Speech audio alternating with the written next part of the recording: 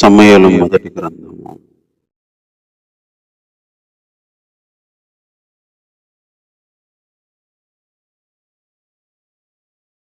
23వ అధ్యాయం చదువుకుందాం.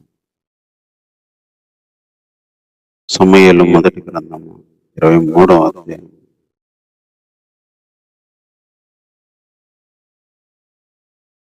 తర్వాత ఫిలిష్తీయులు కేయిలా మీద యుద్ధము చేసి కళ్ళముల మీద ధాన్యమును దోచుకుంటున్నారని దావీదునకు వినబడెను.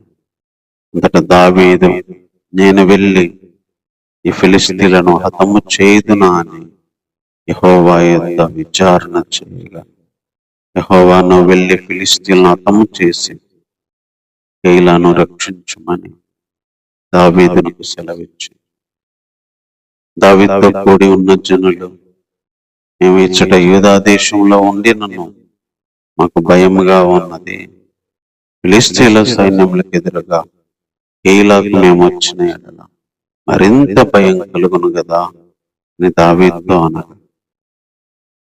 దావీదు మరలా యెహోవా యొద్ద విచారణ చేసి, నీవు లేచి కేయిలాకు వెళ్ళుము, ఫిలిష్తీయులను నీ చేతికి అప్పగించుదునని యెహోవా సెలవీయగా, దావీదును అతని జనులు కేయిలాకు వచ్చి ఫిలిష్తీయులతో యుద్ధం చేసి వారిని లెస్సగా హతం చేసి వారి పశువులను దోచుకొనుచు వచ్చారు. ఇలాగ దావీదు కేయిలా కాపురస్తులను రక్షించాడు. చిన్న మాట ప్రార్థన చేసుకున్నాం. తండ్రి, నీకు వందనాలు ప్రభువా, ఇంతవరకు సహాయపడుతూ వచ్చినందుకే వందనాలు. ముందు కూడా మీరే సహాయపడండి. కొన్ని తలంపులు ప్రభువా జీవితానికి అవసరమైనవి, జీవితంలో పెట్టగలిగినవి, జీవితంలో తీసుకోగలిగినవి, జీవితంలో చేయగలిగినవి మీ ఆలోచనలు మాకు దయచేయండి. చరిత్రతో పాటు మా జీవితానికి అవసరమైన మాటలు ప్రభావ మీరు అందించి మీ నామానికి మహిమ తెచ్చుకోమని ప్రార్థన మా రక్షకుడైన యేసుక్రీస్తు వారి నామములో ప్రార్థించి వేడుకుంటున్నాము. ఆమేన్. చదువుకున్న ఈ మాటలు దావీదు జీవితంలో జరిగిన సందర్భంలో దావీదు రాజు కాకముందు కర్మపడుతున్న పరిస్థితులు ఉన్నాయి. దావీదు రాజు అయినాక 40 ఏళ్ళు రాజ్య పరిపాలన చేశాడు. దానికంటే ముందుగా దాదాపు 13 పైనే సంవత్సరాలు మరి తరంబడి ఉండవచ్చు. అతని ఏజ్ని బట్టి మనం చెప్పవచ్చు. అలా తరమబడుతున్న పరిస్థితుల్లో జరిగిన సిచ్యువేషన్ ఇది. దావీదు మరి ముందే ఈ అధ్యాయానికి ముందే సౌలు చంపాలనుకున్నప్పుడు పారిపోతున్న పరిస్థితి కనిపిస్తుంది. అలాంటి ఒక ఎక్కడో దాపెట్టుకొని బ్రతుకుతున్న పరిస్థితి. అయితే ఒక విషయాన్ని విన్నాడు. ఫిలిష్తీయులు కేయిలా మీద యుద్ధం చేసి కళ్ళముల మీద ధాన్యమును దోచుకొనుచున్నారని విన్నాడు. ఫిలిష్తీయులు వచ్చి ఇశ్రాయేలుతో యుద్ధం చేసి కళ్ళముల మీద ఉన్న ధాన్యం మొత్తం తీసుకెళ్తున్నారని దావీదుకు వినపడింది. దావీదు ప్రజల విషయంలో చాలా ఆలోచన చేసే వ్యక్తి. దేవుని సైడ్ ఎంత ఆలోచన చేస్తాడో ప్రజల క్షేమాన్ని గురించి కూడా అంతే ఆలోచిస్తాడు. అందుకే దేవుడు ఆయన కోరుకున్నాడు. ఒకరోజు యుద్ధం దగ్గరికి వచ్చినప్పుడు కూడా అందరు భయపడుతున్నారు, కానీ తన ప్రజల పక్షాన తన ప్రాణం ఇవ్వడానికి వెళ్ళిన వ్యక్తి దావీదు.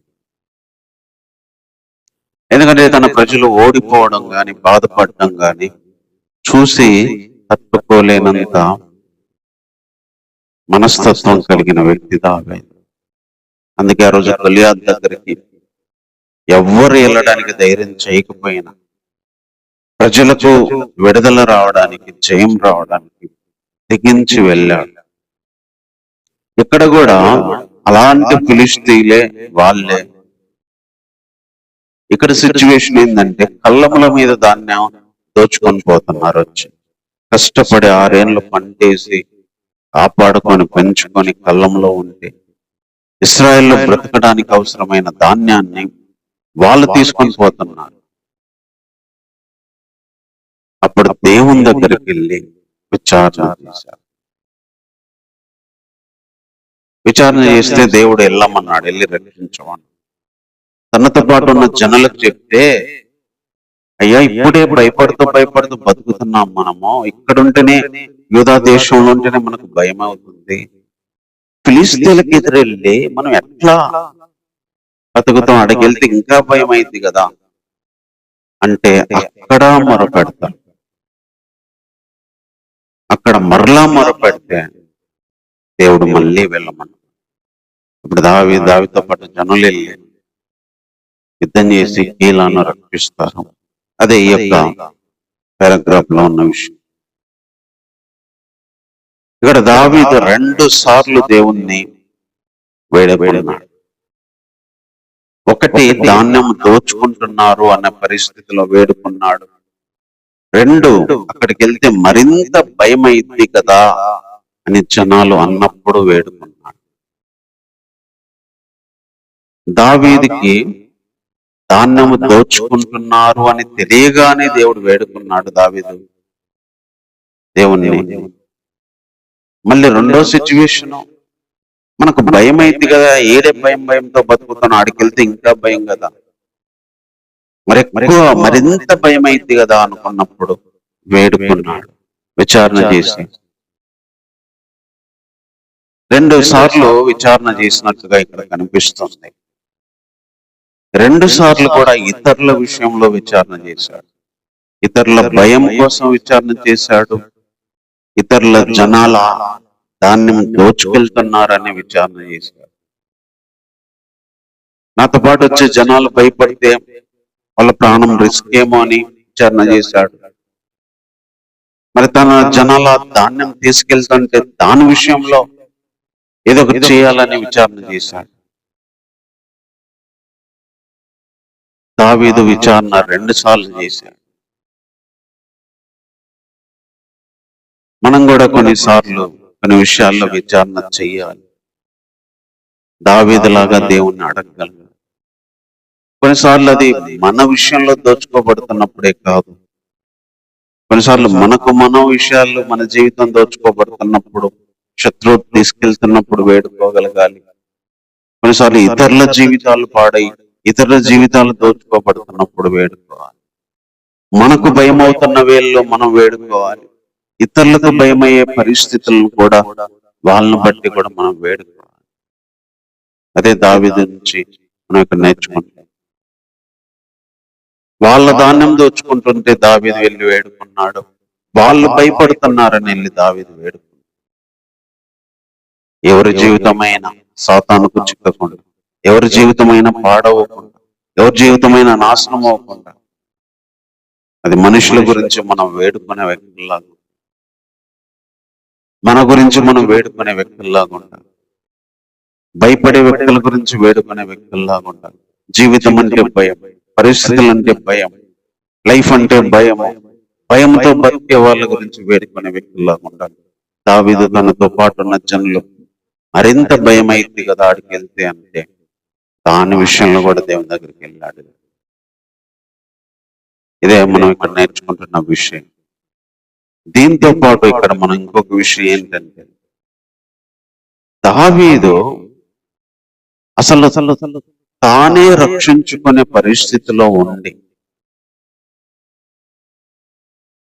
ఇతరులను కూడా రక్షించడానికి వెళ్ళాడు. రిస్క్ ఎవరు తీసుకోరో అదే ఇక్కడ చెప్తున్నాడు. ఇలాగూ దావీదు కీలా కాపురస్తులను రక్షించు. ముందు అధ్యాయంలో సౌలు ధర్ముకుంటుంటే దావీదే పారిపోయే సిచ్యువేషన్ లో ఉంది. దావీదు తానే రక్షించుకునే పరిస్థితుల్లో ఉండి, తనే ఎవరో కాపాడితే బతికే పరిస్థితిలో ఉండి, తన బ్రతుకునే కాపాడుకోవడానికి పరిగెత్తే పరిస్థితుల్లో ఉండి కూడా వేరే వాళ్ళను కాపాడడానికి, వేరే వాళ్ళని రక్షించడానికి వాళ్ళ గురించి అడిగి మరి వాళ్ళ కోసం యుద్ధానికి వెళ్ళడానికి సిద్ధపడతాడు. ఈ రిస్క్ ఎవరు తీసుకోవాలి? తన జీవితమే ఇబ్బందులో ఉన్నప్పుడు, తన జీవితమే కష్టాల్లో ఉన్నప్పుడు, తన జీవితమే రిస్క్ లో ఉన్నప్పుడు వేరే వాళ్ళ గురించి రిస్క్ తీసుకొని ఇబ్బంది పడి వాళ్ళ కోసం ప్రయాసపడేంత రిస్క్ ఎవరు తీసుకోవాలి? వాళ్ళ భారాన్ని నెత్తి మీద వేసుకోవడానికి, వాళ్ళకు బదులుగా పోరాడడానికి, వాళ్ళకు బదులుగా వెళ్ళడానికి ఎవరు రిస్క్ తీసుకోరు. వాళ్ళకు బదులుగా వెళ్ళి ఫిలిష్తీయులతో పోయి మరి ప్రాణం పోతే దావీదు. కానీ ఇక్కడ దావీదు తానే ఒకళ్ళ చేతిలో నుండి ఒకళ్ళు తరుముతుంటే రక్షించుకునే స్థితిలో ఉండి కూడా వేరే వాళ్ళ చేతిలో నుంచి రక్షించడానికి బయలుదేరి వెళ్ళాడు. అది దావీదులో ఉన్న ఒక అపూర్వమైన లక్షణం, అమూల్యమైన లక్షణం, ఒక విలువైన లక్షణం. కొన్నిసార్లు అందుకే దావీదు విచారించాడు, నా జీవితం ఇలా ఉంది, నా పరిస్థితి ఇలా ఉంది, మరి నేనెళ్ళి వాళ్ళకి సహాయపడగలనా, నేనెళ్ళి వాళ్ళని రక్షించగలనా, నేనెళ్ళి వాళ్ళని విడిపించగలనా? ఎందుకంటే జనాల ఆస్తి పోతుంది, జనాల ధాన్యం పోతుంది, జనాలు ఇబ్బంది పడతారు, జనాలు భయపడుతున్నారు నాతో పాటు ఉండేవాళ్ళు అని అటు ఒకసారి ఆలోచించాడు, రెండోసారి కూడా ఆలోచించి విచారించాడు. గుడ్డిగా నిర్ణయం తీసుకోలేదు హెల్ప్ చేయడానికి, గుడ్డిగా దిగలేదు, అనిపించింది కాబట్టి వెళ్ళలేదు. ఫస్ట్ సారి అనిపించగానే అడిగాడు, మరి జనాలు మనకే లేదు గయా, మనకే భయంగా బతుకుతున్నాం కదా, మరింత భయం అయితే ఎందుకయ్యా అన్నప్పుడు కూడా మళ్ళీ అడిగాడు. అడిగి దేవుడు ఎప్పుడైతే చేయమన్నాడో అప్పుడు వెళ్ళాడు. కొన్నిసార్లు దేవుడు చేయమన్నప్పుడు మన రిస్క్ లో ఉండి కూడా, మన ఇబ్బందులో ఉండి కూడా, మనం భయంతో బతుకుతూ ఉండి కూడా, మనకే ధాన్యం లేని స్థితిలో ఉండి కూడా ఇతరులకు కాపాడటానికి, ఇతరుల ప్రాణాలను బ్రతికించడానికి, ఇతరుల భయాన్ని తీసివేయడానికి దేవుడు మనల్ని కూడా వాడుకోగలడు. మనం విచారించి ముందుకెళ్తే, ఆలోచించి ముందుకెళ్తే, దేవుణ్ణి అడిగి వెళ్తే. అందుకే తానే రక్షించుకునే స్థితిలో ఉండి కూడా వేరే వాళ్ళను, కేయిలాను రక్షించడానికి వెళ్ళాడు. తర్వాత ఇంకొక విషయం మనం ఆలోచన చేద్దాం. తర్వాత ఏం జరిగిందంటే, అహిమేలెకు కుమారుడు అబ్యాతారు ఎఫోదు చేత పట్టుకొని పారిపోయి కేలాల్లో ఉన్న దావీదు నదికి వచ్చాను. దావీదు కేలాకు వచ్చిన సంగతి సౌలు విని దావీదు ద్వారంలో అడ్డుగల పట్టణంలో ప్రవేశించి అందులో మోయబడి ఉన్నాడు, దేవుడు అతను నా చేతికి అప్పగించబడి నన్ను అనుకోనేను. కాబట్టి సౌలు కేలాకు పోయి దావీదును అతని జనులను ముద్రించవలనని జనులందరినీ యుద్ధానికి పిలువనంపించాను. సౌలు తనకే కీడు చేయి ఉద్దేశిస్తున్నాడు దావీదు ఎరిగి యాజకుడైన అబ్యాతారు ఎఫోదును తెమ్మనేను. అప్పుడు దావీదు, ఇశ్రాయేలు దేవా యెహోవా సౌలు కేలాకు వచ్చి నన్ను పట్టి పట్టణమును పాడు చేయ ఉద్దేశించుచున్నాడని నీ దాసుడైన నాకు రూఢిగా తెలియబడి ఉన్నది. కేయిలా జనులు అతని చేతికి అప్పగించుదురా? నీ దాసుడైన నాకు వినబడినట్లు సౌలు దిగివచ్చునా? ఇశ్రాయేలు దేవా యెహోవా దయచేసి నీ దాసుడైన నాకు దాన్ని తెలియజేయమని ప్రార్థింపగా అతడు దిగివచ్చునని యెహోవా తెలియజేశాను. కేయిలా జనులు నా జనులు సౌలు చేతికి అప్పగించుదురా అని దావీదు మరలా మనవి చేయగా యెహోవా వారు నిన్ను అప్పగించుదురు అని సెలవించు. అంతటా దావీదు దాదాపు 600 మంది అయిన అతని జనులు లేచి కేయిలా నుండి తరలి ఎక్కడికి పోగలరు అక్కడికి వెళ్ళిరి. దావీదు కేయిలా నుండి తప్పించుకున్న సంగతి విని సౌలు వెళ్ళక మానేను. ఇక్కడ ఏం జరిగిందంటే, మళ్ళీ దావీదు ఎక్కడున్నాడనే విషయము సౌలుకు తెలిసింది. దావీదును పట్టుకోవడానికి వెళ్ళాడు. అక్కడ కూడా దావీదు చేసిన ప్రార్థన కనిపిస్తుంది. ఇక్కడ 2 విషయాల గురించి ప్రార్థించాడు. ఇక్కడ కూడా ఒకటి, వీళ్ళు అప్పగిస్తారా నేను ఇక్కడే ఉంటే? రెండో విషయం అడిగాడు, సౌలు తప్పకుండా దిగి వస్తాడా? కీలా జనులు నన్ను అప్పగిస్తారా? సౌలు తప్పకుండా దిగి వస్తాడా? నాకు ఇన్ఫర్మేషన్ వచ్చింది. ఇక్కడ తన జీవితం గురించి ప్రార్థిస్తున్నాడు. ఇక్కడ దావీదు, నా శత్రువు నన్ను ఎదుర్కోవడానికి వస్తున్నాడు, అప్పగిస్తాడా? ఈ ఊర్లో ఉంటే ఈ జనాలు అప్పగిస్తారా? దానికి దేవుడు ఏం చెప్పాడు తెలుసా? సౌలు దిగి వస్తాడు. మరి వీళ్ళు ఏం చేస్తారో తెలుసా? అప్పగిస్తారంటే అప్పగిస్తారు. నిజంగా కొన్నిసార్లు మన జీవితానికి చేసే ప్రార్థనలో ఇలాగే ఉంటాయి. కొన్నిసార్లు మన ఈ విషయంలో చేసే ప్రార్థన కూడా ఇలాగే ఉంటుంది. అప్పుడు దేవుని సమాధానం ఎలా ఉందంటే, ఇక్కడ కూడా వస్తారా అంటే వస్తారు, అప్పగిస్తారా అంటే అప్పగిస్తారు. ఇక్కడ సమాధానం వచ్చింది. ఎలాంటి సమాధానం? దావీదు ఒకవేళ కోరుకున్నాడు, సౌలు రాకుంటే బాగుండు, వీళ్ళు అప్పగించుకుంటే బాగుండు, ఇంకా నా నాళ్ళు ఇక్కడే బతకొచ్చు అని దావీదు అనుకుని ఉండొచ్చు. ఎందుకంటే వాళ్ళకి హెల్ప్ చేశాడు కాబట్టి ఒక కొన్ని సంవత్సరాల జీవితం గడిచింది. దావీదు ఒకవేళ అలాంటి ప్రార్థనకి సమాధానం ఆ విధంగా రావాలని కోరుకుని ఉండొచ్చు. సౌలు రాకుంటే బాగుండు, వీళ్ళు నన్ను అప్పగించుకుంటే బాగుండు అని కోరుకొని ఉండొచ్చు, మనసులో అనుకుని ఉండొచ్చు. ఇంత మరి నేను దేవుణ్ణి చెప్పింది చేసా కాబట్టి దేవుడు తోడుంటాడు, సౌలు రాకుండా ఆపుతాడు, వీళ్ళకి కూడా హెల్ప్ చేసా కాబట్టి వీళ్ళు కూడా చెప్పరు, కాబట్టి దేవుని సైడ్ వీళ్ళ సైడ్ నాకు మేలే కలిగేది అనుకుని ప్రార్థన చేసి ఉండొచ్చు. కానీ అక్కడ దేవుని ఆన్సర్ ఎలా ఉందంటే, సౌలు దిగి వస్తాడంటే దిగి వస్తాడు, వీళ్ళు అప్పగిస్తారంటే మళ్ళీ అప్పగిస్తాడు. రెండోసారి అడిగాడు మరలా, అప్పగిస్తారంటే అప్పగిస్తాడు. కొన్నిసార్లు మన ప్రార్థనకి జవాబు మనం ఎక్స్పెక్ట్ చేసే స్థితిలో ఉండదు, మనం అనుకునే స్థితిలో ఉండదు. శత్రువు రాకుండా చేయమని ప్రార్థన చేస్తాము, వస్తాడో లేదో తెలుసుకోవడానికి మనం ప్రార్థన చేస్తాం, వస్తుంది. శ్రమ వస్తుందా రాదంటే వస్తుంది, ఇబ్బంది వస్తుందా రాదంటే వస్తుంది, పోరాటాలు వస్తాయా రావంటే వస్తాయి. సౌలు వస్తాడని చెప్తున్నాడు, దావీదు నిరాశపడి ఉండొచ్చేమో.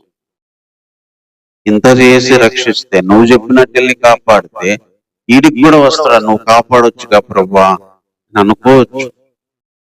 ఇంత చేసి రక్షిస్తే వీళ్ళు అప్పగిస్తారా, మరి ఇంత చేసినందుకు వాళ్ళు నా పక్షాన్ని నిలబడి చెయ్యాలి కదా అని అనుకుండొచ్చు. కొన్నిసార్లు మనం చేసే ఆలోచనకి మనం ఎక్స్పెక్ట్ చేసే సమాధానము దేవుడి నుంచి రాదు. సమాధానం వచ్చింది, దేవుడు చెప్తాడు, కొన్నిసార్లు అది మనం అనుకున్నట్టు ఉండదు, మనం ఊహించినట్టు ఉండదు. అందుకే దావీదు వెంటనే లేచి ఎక్కడికి పోగలుగురో అక్కడికి వెళ్ళి దాక్కున్నాడు.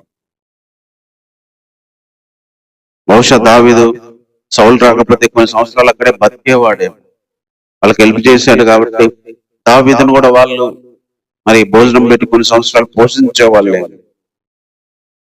కొద్దిగా నెమ్మది తీసుకుందాం అనుకుని ఉండొచ్చు అక్కడ ఉన్న పరిస్థితుల్లో. ఈ సిచ్యువేషన్ లో కొన్ని ఏళ్ళు ఆగొచ్చేమోలే, వీళ్ళకి హెల్ప్ చేసే కాబట్టి ఈ ఊరు నాకు కొద్దిగా హెల్ప్ చేసిద్దని అనుకోని ఉండొచ్చు. కానీ అక్కడ అది జరగలేదు. ఇక్కడ కూడా దావీదు రెండు విషయాల కోసం అడిగాడు, సౌలు దిగి వస్తాడా, దిగి వస్తాడు, వీళ్ళు అప్పగిస్తారా, అప్పగిస్తారు. కొన్నిసార్లు మనం కూడా దేవుని దగ్గరికి వెళ్తే, ప్రభువా నేను చిక్కుబడతానా, చిక్కుబడతా, నేను ఎరుక్కుంటానా, ఎరుక్కుంటా, మరి ఏం చేయాలి, ఆ నుంచి పారిపోవాలి, ఇంకో దానికి వెళ్ళాలి. కొన్నిసార్లు మనం అనుకున్నట్టు సమాధానం రాదు, మనం అనుకున్నట్టు ఊహించినట్టు దేవుడు ప్రతిఫలం ఇవ్వడు. దాని విషయంలో దేవుడు చెప్పే మాటను బట్టి మిగతా లైఫ్ ను మరి దావీదు ప్లాన్ చేసుకున్నట్టు మనం ప్లాన్ చేసుకోవాలి. అదే చెప్తున్నాడు.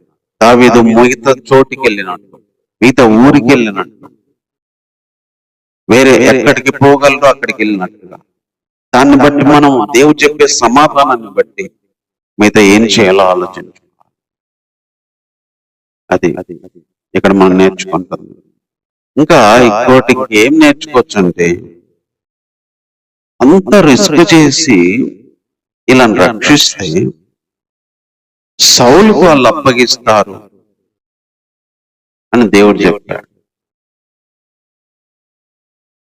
దావీదాడుంటే అప్పగించేవాళ్ళు. ఆ జనాలు ఎలాంటి వాళ్ళంటే, అరే వాళ్ళ ధాన్యం పోతుందని చెప్పి వాళ్ళ కోసం ప్రాణానికి తెగించి భయం ఎక్కువైద్దని తెలిసి కూడా వాళ్ళ కోసం వెళ్ళి కాపాడితే ఆ జనాల బుద్ధి మనస్తత్వాన్ని దావీదుకు దేవుడు ముందే చెప్పాడు.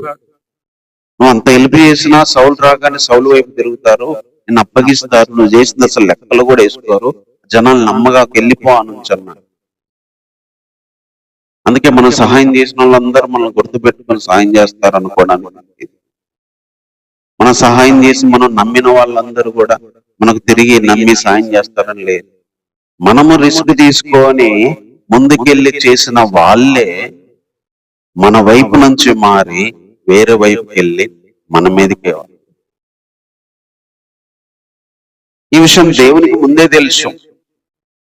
దావీదు వెళ్ళి వాళ్ళని కాపాడి రక్షించినా కూడా వాళ్ళు సౌలు వస్తే సౌలు వైపు తిరిగి దావీదుని అప్పగిస్తాడని తెలుసు. కానీ అక్కడ దేవుడు ఆపలేదు, దావీదుని రక్షించడానికి వెళ్ళనిచ్చాడు. కానీ వీళ్ళు ఎలాంటి వాళ్ళు ఇక్కడ దావీదుకు చెప్పాడు. ఇదే మాట ఫస్ట్ విచారించేటప్పుడే చెప్పింటే దావీదు హెల్ప్ చేసేవాడు కాదు. ఎందుకంటే దావీదు మనిషి కాబట్టి. దావీదు వాళ్ళని రక్షిస్తానని ప్రార్థన చేస్తున్నావు, బానే ఉంది, వెళ్ళి రక్షిస్తావు, సౌలు వస్తారు తరమడానికి, అప్పుడు వాళ్ళే అప్పగిస్తారు నిన్ను అంటే దావీదు రిస్క్ తీసుకునేవాడు కాదే. అప్పుడు చెప్పలే దేవుడు వాళ్ళు అప్పగిస్తారని. అప్పుడు ఎల్లు రక్షిస్తావని చెప్పాడు. రక్షించాక వీళ్ళు రివర్స్ అవుతారనే విషయము దావీదుకు తర్వాత తెలిసింది. అదే ముందు తెలిసిందే దావీదు వెళ్ళేవాడు కాదు. అందుకనే మనం కూడా కొన్ని చేయనిస్తాడు, చేయనిచ్చినాక వాళ్ళు రివర్స్ అవుతారు. అలాంటి మనుషులు అంటారు. వాళ్ళ ధాన్యం పోతుందని ప్రాణం అడ్డు పెట్టి జనాలు భయపడుతున్నా కూడా దావీదుతో పాటు ఉన్నోళ్ళు, ఇశ్రాయేల్ ధాన్యం లేకపోతే వీళ్ళకి కరువు వచ్చి బతకడం వీళ్ళకి కష్టమైద్దని దావీదు ప్రాణానికి తెగించి వాళ్ళని కాపాడితే గుర్తు కూడా పెట్టుకోలేదు ఆ జనాలు. సౌలు రాగానే సౌలు వైపు తిరిగి దావీదుని అప్పగించడానికి సిద్ధపడిన వాళ్ళు. రోజు అలాంటి వాళ్ళు మన లైఫ్ లో కూడా ఉంటారు. మనం హెల్ప్ చేసిన వాళ్ళందరూ హెల్ప్ చేస్తారని లేదు, ప్రేమించిన వాళ్ళందరూ ప్రేమ చూపిస్తారని లేదు, రిస్క్ తీసుకొని మన జీవితాలు అడ్డు పెట్టిన వాళ్ళందరూ మనకు మళ్ళీ అడ్డు పెడతారని ఉండదు. ఉండకపోగా చివరికి వాళ్ళే మన శత్రువులాగా మారుతారు, వాళ్ళే మనకు విరోధులాగా మారుతారు, వాళ్ళే మన బాధకి శ్రమకి ఇబ్బందిగా మారుతారు. మనం హెల్ప్ చేసిన వాళ్ళు, మనం దిగిన వాళ్ళే, మనం వాళ్ళ పక్షాన ఉన్న వాళ్ళే చివరికి మనకి ఆపోజిట్ గా మారుతారు. అదే ఇక్కడ మనకు నేర్పించుకుంటున్న విషయం. తర్వాత ఇంకా 14 నుంచి ఒక విషయం చెప్తున్నాడు. అయితే దావీదు అరణ్యంలో కొండల స్థలముల యందును చీపు అరణ్యమున ఒక పర్వతమందు నివాసం చేయుచుండెను. సౌలు అన్నో దినము అతన్ని వెతికినను దేవుడు అతని చేతికి, సౌలు చేతికి అతన్ని అప్పగించలేదు.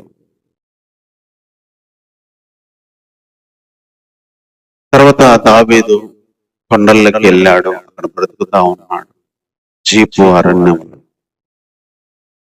అదే కేయిలో వాళ్ళు అప్పగించరు అని తెలిసింటే దావీదు అక్కడే ఉండేవాడే. వాళ్ళు అప్పగిస్తారని తెలిసేసరికి అరణ్యంలోకి వెళ్ళి బతకాల్సిన పరిస్థితి అయింది. కొండల్లోకి వెళ్ళి బతకాల్సిన పరిస్థితి. అరణ్యంలో కొండల స్థలము చీపు అనే అరణ్యంలో బ్రతకాల్సి వచ్చింది.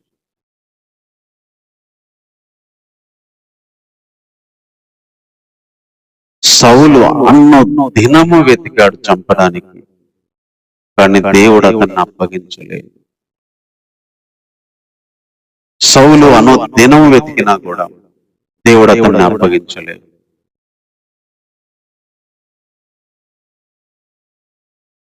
జీపు అరణ్యంలో వెతికినా కూడా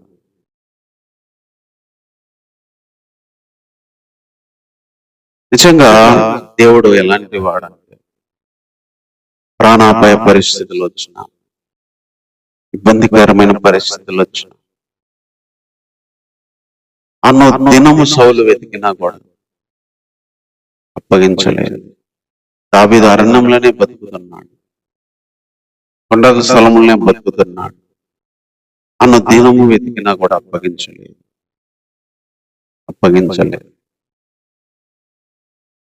తర్వాత ఏం జరిగిందంటే, తన ప్రాణం తీయుటకై సౌలు బయలుదేరినని తెలుసుకొని దావీదు జీపు అరణ్యంలో ఒక వనమున దిగాను.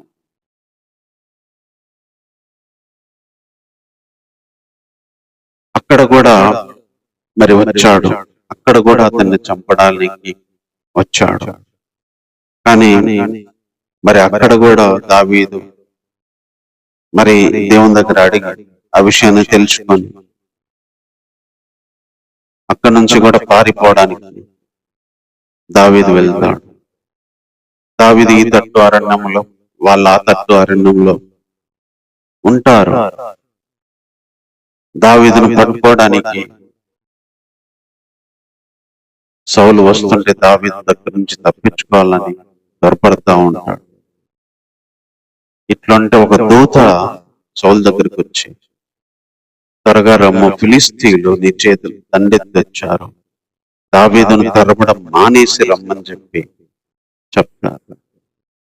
అప్పుడు ఫిలిస్తీయులు వచ్చి మరి పట్టుకుంటున్నారనగానే సౌలు వెళ్ళి ఫిలిస్తీయులను ఎదుర్కోవడానికి పోతాడు. అంటే దేవుడు దావీదును కాపాడాడు. అనుదినము వెతికినా అప్పగించలేదు. చివరికి జీపు అరణ్యంలో ఉన్నా సరే, ఇంకా దగ్గరకు వచ్చింది, ఎదురెదురు పడ్డారు. అటువైపు దావీదు, ఇటువైపు సౌలు ఉన్నాడు. కానీ అంతలోనే ఒక వార్త వచ్చింది, ఫిలిస్తీన్లు వచ్చారు, త్వరగా రమ్మని. అప్పుడు సౌలు దావీదును అప్ చేసి ఫిలిస్తీన్ల కోసం వెళ్ళాడు. అంటే దావీదును దేవుడు కాపాడిన విధానం ఇక్కడ రాయబడింది. అన్నో దినము వెతికినా అప్పగించలేదు, చివరికి దగ్గరికి వచ్చినా కూడా అప్పగించలేదు. ఈలోపే ఇంకొకటి వచ్చి వెళ్ళిపోయింది. రోజు మన జీవితాల్లో కూడా అనుదినం శత్రువు తరుముతున్నా, అనుదినము శ్రమలు తరుముతున్నా, పాపం తరుముతున్నా, పోరాటాలు తరుముతున్నా, ప్రాణం పోయేంతగా దేవుడు అప్పగించాడు. దగ్గరికి వెళ్ళినాం, అయిపోయినాం అనుకున్న పరిస్థితి దాకా తీసుకొచ్చిన అప్పటికప్పుడు మనసును మార్చి దేవుడు తిరిగి బ్రతికించగలిగిన వాడు, తప్పించగలిగిన వాడు. దగ్గరకు వచ్చారు, ఎదురెదురుగా ఉన్నారు దావీదు సౌలు. అంతలోనే ఒక వర్తమానం రావడం, సౌలు వెళ్ళిపోవడం. అలాగే మనకు శ్రమ, మనకు మరణానికి, మన లైఫ్ జీవిత ముగింపుకి ఎదురుపడి ఉండొచ్చు, దగ్గరికి వచ్చి ఉండొచ్చు. ఇంకా అయిపోయింది, దొరికిపోయాను అనుకోవచ్చు, ఇంతటితో క్లోజ్ అనుకోవచ్చు. దేవుడు అక్కడ కూడా కాపాడగలడు, అక్కడ కూడా విడిపించగలడు. అనుదినము ఎదుర్కొన్న పరిస్థితుల్లో విడిపించగలడు, ఇంకా అయిపోతుంది అనే పరిస్థితుల్లో కూడా విడిపించగలడు. ఒక వ్యక్తిని దేవుడు నడిపిస్తే అది అంత అద్భుతంగా ఉంటుందో ఇక్కడ చెప్తున్నాను. అంతేకాకుండా ఈ జీపు అరణ్యంలో ఏం జరిగిందంటే, ఇద్దరు మనుషులు దావీదు జీవితంలో ఉన్నారు. ఒకటి జీఫీలు, రెండవది యోనాతాను. ఇద్దరు కలుసుకున్నారు. యోనాతాను వచ్చేమో, నువ్వు భయపడొద్దు, మా నాన్న నిన్ను పట్టుకోజాలడు, ఇశ్రాయేలుకు రాజు అవుతావు, నేను నీకు సహకారం అవుతాను అని చెప్పి దేవుని బట్టి బలపరిచాడు. అదే జీఫీలు వెళ్ళి, దావీదు పలానా చోట ఉన్నాడు, నువ్వు రా, మేము అప్పగిస్తామని చెప్పి మరి సౌలును జీపు అరణ్యానికి తీసుకొచ్చారు. అరణ్యంలో బ్రతుకుతున్న దావీదుకి యోనాతాను వెళ్ళేమో ధైర్యపరిస్తే, నువ్వు భయపడొద్దు, అతడు పట్టుకోడు, నువ్వు రాజు అవుతావు, నేను సహకరణ అవుతా, లైఫ్ బాగుండిద్ది అని చెప్తే, ఇంకొకళ్ళు వెళ్ళి, జనాలు వెళ్ళి, జీఫీలు వెళ్ళి సౌలుకు అప్పగించడానికి మరి సౌలుకు విషయాలన్నీ చెప్తారు. అంటే దావీదును బలపరిచిన వ్యక్తి ఒక్కడే, దావీదును అప్పగించాలని చూసిన వ్యక్తులు చాలా మంది. యోనాతాను ఏం చేశాడు? ఒక్కడే వచ్చి దావీదుకు ధైర్యం చెప్తున్నాడు. జీఫీలేమొచ్చి మా దగ్గర దాక్కున్నాడు, మీరు రండి రాజా అప్పగించడానికి. మన జీవితంలో కూడా అంతే. మనం బలపరిచేవాళ్ళు, మనల్ని ఎంకరేజ్ చేసేవాళ్ళు, మనల్ని ముందు తీసుకెళ్లే వాళ్ళు ఒకళ్ళు ఇద్దరు ఉంటాయా? మనల్ని కూల్చడానికి, మనం పడేయడానికి, మన గురించి బ్యాడ్ చెప్పుకోవడానికి, మన నెగిటివ్ చేయడానికి మాట్లాడే వాళ్ళు ఎంతో మంది ఉంటారు. మన సైడ్ నిలబడే వాళ్ళు కొంతమంది ఒకళ్ళిద్దరే ఉంటారు, ఒక్కళ్ళే ఉంటారు. అదే మన ఆపోజిట్ గా మన జీవితాలను పాడు చేయడానికి చూసే వాళ్ళు చాలా మంది ఉంటారు. ఇక్కడ జీపు అరణ్యంలో దావీదుకి హెల్ప్ చేయడానికి, దావీదును బలపరచడానికి యోనాతాను నిలబడ్డాడు. అదే దావీదుని అప్పగించడానికి జీఫీలు మొత్తం వెళ్ళారు. హెల్ప్ చేసే వాళ్ళు కొంతమంది ఉంటారు, కాపాడడానికి ప్రయత్నం చేసే వాళ్ళు కొంతమంది ఉంటారు, పైకి తీసుకురావడానికి కొంతమంది ఉంటారు. అదే తొక్కేసే వాళ్ళు చాలా మంది, దిగజార్చడానికి ప్రయత్నం చేసేవాళ్ళు, చెడుగా మాట్లాడడానికి ప్రయత్నం చేసేవాళ్ళు, అవమానించడానికి ప్రయత్నం చేసేవాళ్ళు చాలా మంది ఉంటారు. దావీదు జీవితంలో కూడా అది. తను బలపరచడానికి ఒక యోనాతానే ఉన్నాడు, అదే తను అప్పగించడానికి మాత్రం జీఫీలందరూ ఉన్నారు. ఈరోజు మన జీవితాల్లో కూడా మన జీవితానికి హెల్ప్ చేయడానికి, మన జీవితం మీద మంచి మాట్లాడడానికి, మన జీవితానికి సంబంధించి చేయడానికి ఒక్కళ్ళే ఉంటారు. అదే మనల్ని పట్టుకొని మన జీవితాన్ని, మన ప్రాణాన్ని తీయడానికి, మన మనస్సును కలవరపరచడానికి ఎంతో మంది ఉంటారు. అదే ఇక్కడ దేవుడు మనకి ఇస్తున్న తలం. కాబట్టి ఈ మాటలను బట్టి ప్రార్థన చేసుకుంటాం. ప్రేమ కలిగిన తండ్రి, వందనాలు చెల్లిస్తున్నాను ప్రభా. ఈ ఆరాధనలో సాయం చేశావు, ఈ రెండో వర్తమానాలు కూడా సాయం చేస్తూ వచ్చావు ప్రభా. ముఖ్యంగా దావీదు దేనికోసం విచారణ చేశాడు, దాని విషయంలో మేము ఎలా ఉండాలి ప్రభా. దావీదు మరలా విచారణ చేశాడు, దాని విషయంలో నీ ప్రార్థన జవాబు ఎలా ఉంటుంది? దావీదుకు ప్రాణగండం దినదినం ఉంది, కాపాడుతూ ఎలా వచ్చారు? జీఫు అరణ్యంలో దావీదు ఉన్నప్పుడు దావీదుకు సహాయపడే వ్యక్తి, దావీదును పట్టించాలనే వ్యక్తి. ఈ మాటల కోసమే వందనాలు చెల్లిస్తున్నాను ప్రభా. హృదయపూర్వకంగా నేను స్తుతిస్తున్నాను ప్రభా. నాకు మాకు మేలుకరంగా చేయండి, అనేకులకు మేలుకరంగా చేయండి, ఈ మాటలు ఉపయోగకరంగా చేయమని కోరుతున్నాను ప్రభా. తోడుగా ఉన్నందుకు ఇవ్వండి. ఈ సన్నిధిలో కూర్చోడానికి, నీ మాటలు వినడానికి మీరు ఇచ్చిన కృప కొరకై వందనాలు చెల్లిస్తున్నాను ప్రభా. పాటల్లో, వర్తమానంలో, తర్వాత ఆరాధనలో సాయం చేస్తూ వచ్చినందుకు ఏమన్నాను. ఈ వారం అంతా నీ కృప, నీ సన్నిధి ఉంచండి. సార్వత్రిక పరిస్థితులతో పాటు అయినా చిన్న మందగా కూర్చున్నాం ప్రభు, నీ సన్నిధి ఉంచండి. నీ సన్నిధిలో ఉన్న శక్తి ఉంచండి. అరణ్యంలో ఉన్న ప్రభు, కొండల్లో ఉన్న దావీదుకున్నట్టుగా మాతో మీరు ఉండండి ప్రభు. టైం ప్రభు, టైం వచ్చే వరకు మీరు ఎక్కడ ఉంచితే అక్కడ ఉండడానికి సహాయం చేయి. ఎంతమందితో ఉంచితే అంతమందితో ఉండడానికి సహాయం చేయి.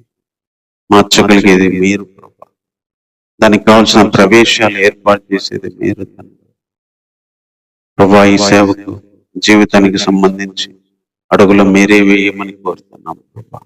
ఆలోచనలు మీరే ఇవ్వండి, అవకాశాల ద్వారాలు మీరే తెరవండి. మీ తలంపులు, మీ చిత్తం, మీ ఉద్దేశాలు బయలుపరచండి. అది ఏ రూపంలోనైనా మీ సమాధానాన్ని తెలియజేయ ప్రభా. ఈ వారమంతా ఆత్మీయపరంగా అభివృద్ధి దయచి, శరీరపరంగా కావాల్సిన ప్రతి అవసరతను తీర్చండి. మానసికంగా కావాల్సిన సమాధాన సంతోషాలు దయచేయండి. వచ్చిన వారికి మీరు జ్ఞాపకం చేసుకోండి. ఇంకా ఈ మాటలు ఎంతమందికి అవసరమో, నీ సన్నిధిని ఎంతమంది ప్రభా మరి కోరుకుంటున్న వారికి మీరే మాటలు పంపించండి.